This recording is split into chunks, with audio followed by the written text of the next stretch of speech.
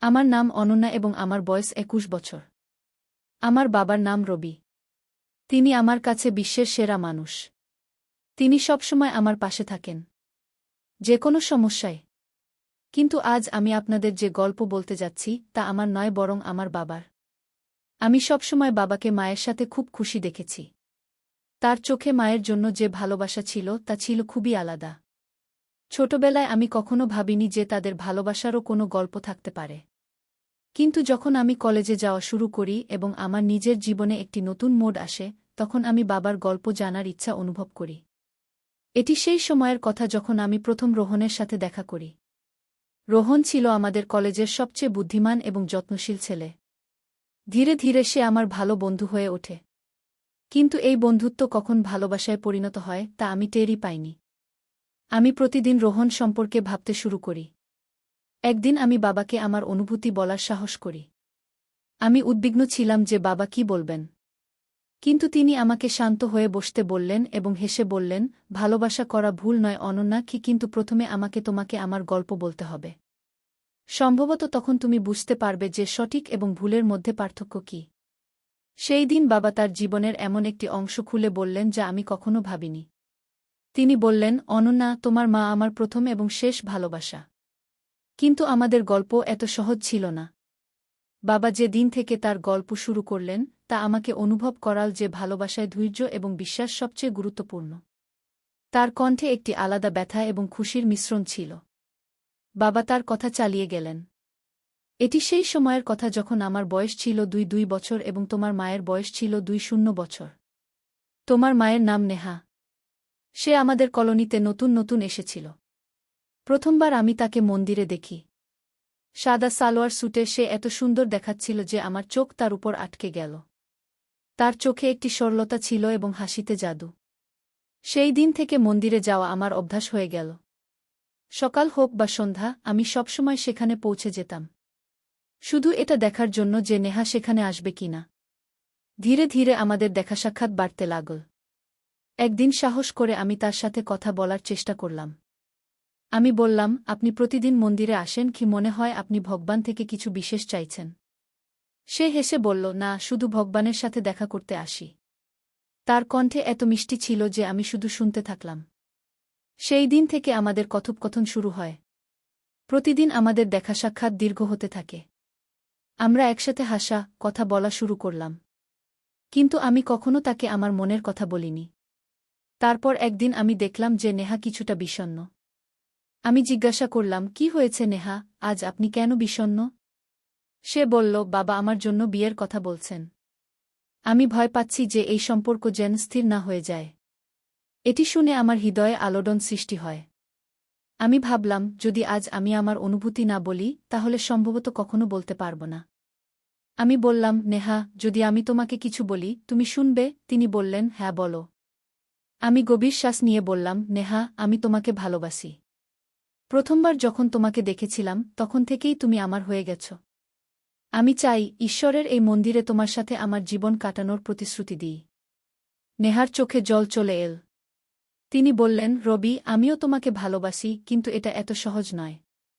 আমার পরিবার কখনই এটা মেনে নেবে না। সেই দিন আমি নেহাকে প্রতিশ্রুতি দিয়েছিলাম, যাই ঘটুক না কেন আমি কখনই তার পাশ ছাড়ব না। আমরা আমাদের ভালোবাসা লুকিয়ে রাখা শুরু করলাম। চুপিসারে দেখা এবং একে অপরের জন্য চিঠি লেখার সিরিজ চলতে থাকল। প্রতিটি মিলনে আমাদের ভালোবাসা আরও গভীর হতে থাকল। কিন্তু তারপর একদিন এমন এল যখন নেহার বাবা আমাদের সম্পর্কে জানতে পারলেন। তিনি নেহাকে বাড়ি থেকে বের হওয়ার অনুমতি পর্যন্ত বন্ধ করে দিলেন। আমি তাকে দেখার জন্য অধীর হয়ে উঠলাম। এক রাতে আমি চুপিসারে তার বাড়ির বাইরে দাঁড়ালাম। আমি তার জানালায় একটি কাগজ ছুঁড়ে দিলাম, যাতে লেখা ছিল, যদি তুমি আমার সাথে দেখা করতে না আসো, আমি সারা বিশ্বকে ভালোবাসার কথা বলে দেব। নেহা বাইরে এল। তার চোখে ভয় এবং ভালোবাসার মিশ্রণ ছিল। তিনি বললেন, রবি, এসব করা ঠিক নয়। যদি বাবা জানতে পারেন খুব খারাপ হবে। আমি বললাম, নেহা, যদি আমাদের ভালোবাসা সত্যি হয় আমরা সব কিছু সহ্য করতে পারি। শুধু তুমি আমার উপর বিশ্বাস রাখো। সেই রাতে আমি নেহাকে নিয়ে পালিয়ে বিয়ে করার প্রস্তাব দিলাম। সে চমকে গেল। কিন্তু কিছুক্ষণ ভেবেচিন্তে সে রাজি হয়ে গেল। আমরা সেই রাতেই মন্দিরে গিয়ে বিয়ে করলাম। সেই দিন আমি নেহাকে প্রতিশ্রুতি দিয়েছিলাম, যত কঠিনই হোক না কেন আমি কখনই তার পাশ ছাড়ব না। বাবার চোখ জ্বলজ্বল করছিল এবং তার মুখে ভালোবাসার এক অদ্ভুত সুখ ছিল। তিনি বললেন, অনন্যা, যখন ভালোবাসা সত্যি হয় তখন তা বজায় রাখার জন্য সাহস লাগে।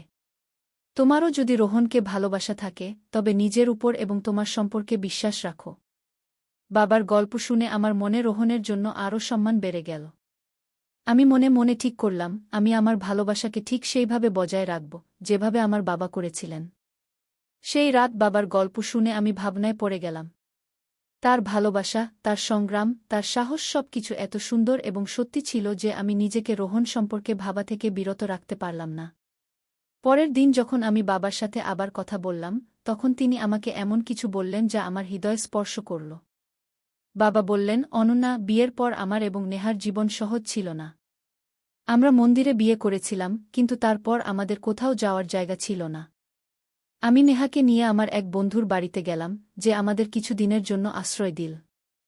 নেহা সব সময় ভয় থাকত, কিন্তু আমার জন্য তার চোখে যে বিশ্বাস ছিল তা আমাকে এগিয়ে যাওয়ার শক্তি দিত। বাবা হেসে বললেন, শুরুর দিনগুলোতে আমাদের কিছুই ছিল না, শুধু একে অপরের সঙ্গ ছিল। নেহা তার সব সুখ আমার নামে উৎসর্গ করেছিল। আমি সারাদিন চাকরি খুঁজতাম এবং নেহা আমার ফিরে আসার অপেক্ষায় থাকত। একদিন যখন আমি বাড়ি ফিরলাম, তখন দেখলাম নেহা তার পুরানো বই দিয়ে কিছু সুন্দর ছবি বানিয়েছে। আমি তাকে জিজ্ঞেস করলাম, এসব কেন? সে বলল, রবি, যখন তোমার কঠিন সময় আসবে তখন এই ছবিগুলো তোমাকে শান্তি দেবে। বাবা থেমে গভীর শ্বাস নিয়ে আবার বললেন, নেহা ছোট ছোট সব বিষয়ে আমার পাশে থাকত। একবার আমি খুব অসুস্থ হয়ে পড়েছিলাম। আমাদের চিকিৎসার টাকাও ছিল না। নেহা তার বিয়ের একমাত্র আংটি বিক্রি করে দিল যাতে আমি সুস্থ হতে পারি। সে আমার জন্য সব কিছু ত্যাগ করতে প্রস্তুত ছিল। এ কথা শুনে আমার চোখে জল চলে এল। আমি বললাম, বাবা, মা তো তোমার প্রতি পদে পাশে ছিল, কিন্তু সে কি কখনো তার পরিবারকে মিস করত না? বাবা গভীর শ্বাস নিয়ে বললেন, নেহা প্রতি রাতেই জানালার পাশে বসে আকাশের তারা দেখত। আমি জানতাম সে তার পরিবারকে মনে করছে, কিন্তু সে কখনই আমার কাছে অভিযোগ করেনি। তার জন্য আমার ভালোবাসাই ছিল সবকিছু। সেই সময় আমার মা যে চা নিয়ে ঘরে এলেন, আমাদের কথা শুনে হেসে দিলেন। তিনি বাবাকে বললেন, রবি, তুমি অনন্যাকে আমাদের কঠিন সময়ের গল্প শোনাচ্ছ, কিন্তু এটা কেন বলছ না যে তুমি আমার জন্য কি করেছিলে? বাবা একটু লজ্জা নিয়ে বললেন, নেহা, সেই কথা অনন্যাকে শোনানোর কি দরকার? কিন্তু মা আমার দিকে তাকিয়ে বললেন, অন্না, তোমার বাবা আমার জন্য তার সবচেয়ে প্রিয় জিনিস ত্যাগ করেছিলেন। আমি কৌতূহলী হয়ে জিজ্ঞেস করলাম, কি জিনিস? মা ভালোবাসার হাসি দিয়ে বললেন, তোমার বাবা ছোটবেলা থেকেই পেন্টিং করতে খুব ভালোবাসতেন। তিনি সবসময় বলতেন যে তিনি একজন বড় শিল্পী হতে চান। কিন্তু আমাদের বিয়ের পর যখন দায়িত্ব বেড়ে গেল, তখন তিনি তার স্বপ্ন ত্যাগ করে চাকরি শুরু করলেন যাতে আমাদের ভালো জীবন দিতে পারেন। বাবা আমার দিকে তাকিয়ে বললেন, নেহা আমার সবচেয়ে বড় পেন্টিং। আমি তার মুখের হাসির জন্য আমার স্বপ্ন ত্যাগ করেছিলাম, আর এই বিনিময় কখনো ভুল মনে হয়নি। তার কথাগুলো আমাকে ভাবতে বাধ্য করল। বাবা মায়ের ভালোবাসা, তাদের ত্যাগ, তাদের বুদ্ধিমত্তা সবকিছুই একটি সুন্দর উদাহরণ ছিল। আমি সেই দিন রোহানের সাথে দেখা করার সিদ্ধান্ত নিলাম। রোহান আমাকে দেখে হাসল, কিন্তু আমি তার চোখে কিছু দ্বিধা দেখতে পেলাম। আমি বললাম, রোহান, আমি তোমাকে কিছু বলতে চাই। সে গম্ভীর হয়ে জিজ্ঞাসা করল, কি কথা অনন্যা? আমি তার চোখের দিকে তাকিয়ে বললাম, রোহান, আমি তোমাকে ভালোবাসি। কিন্তু ভালোবাসা শুধু হৃদয়ের কথা নয়। এটি দুজন মানুষের একে অপরের জন্য করা প্রতিশ্রুতি ও ত্যাগের নাম। যদি তুমি আমাকে ভালোবাসো, তাহলে আমাদের গল্পটা বাবা মায়ের মতো করে গড়ে তুলতে হবে। সত্যিকারের, শক্তিশালী এবং চিরকালের জন্য। কি রোহান আমার হাত ধরে বলল, অনন্যা, আমি তোমাকে সবসময় সেই সুখ দেব যা তোমার বাবা তোমার মাকে দিয়েছিলেন। কি তার কথা শুনে আমার চোখে আনন্দের অশ্রু চলে এল। সেই দিন আমি বুঝতে পেরেছিলাম যে সত্যিকারের ভালোবাসা শুধু পাওয়ার নাম নয়, এটি দেওয়া এবং রাখার প্রতিশ্রুতি। বাবা মা আমাকে এটি শিখিয়েছিলেন, আর এখন আমি এটি আমার জীবনে প্রয়োগ করতে প্রস্তুত ছিলাম। সেই রাতে যখন আমি রোহানের সাথে দেখা করলাম এবং আমার অনুভূতি প্রকাশ করলাম, তখন মনে হলো সবকিছু খুব সুন্দর হয়ে গেছে। কিন্তু ভালোবাসার পথ এত সহজ নয়। পরের দিনই রোহানের একটি ফোন এল। তার কণ্ঠে ছিল উদ্বেগ। সে বলল, অনন্যা, আমাদের এখনই দেখা করতে হবে। আমি তৎক্ষণাৎ একটি ক্যাফেতে পৌঁছলাম যেখানে রোহান ইতিমধ্যেই আমার জন্য অপেক্ষা করছিল। তার মুখে চিন্তার রেখা স্পষ্ট দেখা যাচ্ছিল। আমি জিজ্ঞাসা করলাম, কি হয়েছে রোহান? সে ধীর কণ্ঠে বলল, অনন্যা, আমি এমন কিছু করেছি যা সম্ভবত তোমাকে আমার থেকে দূরে সরিয়ে দেবে। আমার হৃদয় দ্রুত স্পন্দিত হতে লাগল। আমি বললাম, সোজা বলে দাও, কি কথা? সে গভীর শ্বাস নিয়ে বলল, কয়েক বছর আগে যখন আমি কলেজে ছিলাম, তখন আমি কিছু লোকের সাথে একটি ভুল কাজ করেছিলাম। আমি তাদের চাপে ছিলাম। কিন্তু এখন তারা আমার পিছনে লেগেছে এবং আমাকে ভয় দেখাচ্ছে। আমি বুঝতে পারছিলাম না যে কি বলব। কিন্তু আমি নিজেকে সামলে নিয়ে বললাম, রোহান, যদি তুমি আমাকে ভালোবাসো, তাহলে আমাকে সত্য বলতে ভয় কেন? আমরা একসাথে এটি ঠিক করব। রোহান আমার চোখের দিকে তাকিয়ে বলল, অনন্যা, এই কারণেই আমি তোমাকে ভালোবাসি। তোমার মধ্যে প্রতিটি কঠিন পরিস্থিতি মোকাবেলা করার শক্তি আছে। সেই দিন থেকে আমি এবং রোহান মিলে সেই সমস্যা থেকে বেরিয়ে আসার পথ খুঁজতে লাগলাম। আমরা পুলিশের সাহায্য নিলাম এবং ধীরে ধীরে পরিস্থিতি নিয়ন্ত্রণে আসতে লাগল।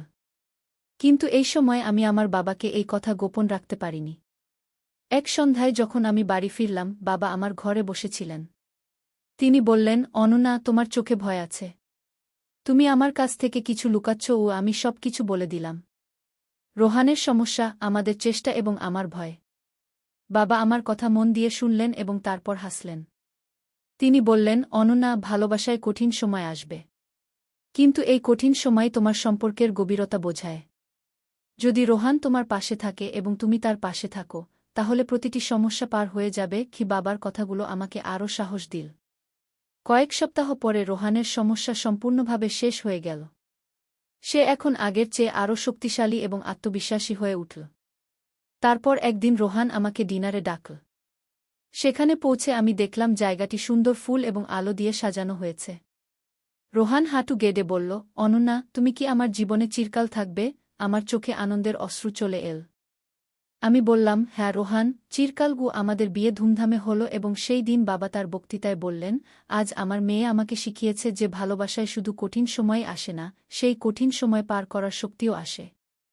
রোহান, আমার মেয়েকে সুখী রাখো, কারণ সে তোমার জন্য ঠিক ততটাই ভালোবাসা ও ত্যাগ করতে পারে যতটা আমি এবং নেহা করেছিলাম। আজ যখন আমি আমার জীবনের এই সুন্দর যাত্রাটি দেখি, তখন বাবার গল্প আমাকে শেখায় যে সত্যিকারের ভালোবাসা শুধু হৃদয়ের কথা নয়, বরং একে অপরের জন্য বেঁচে থাকার প্রতিশ্রুতি। তাই বন্ধুরা, এটা ছিল আমাদের আজকের গল্প। যদি গল্পটি ভালো লেগে থাকে, তাহলে ভিডিওটি লাইক এবং চ্যানেলটি সাবস্ক্রাইব করে দেবেন আর ভালো ভালো কমেন্ট করে দেবেন। ধন্যবাদ।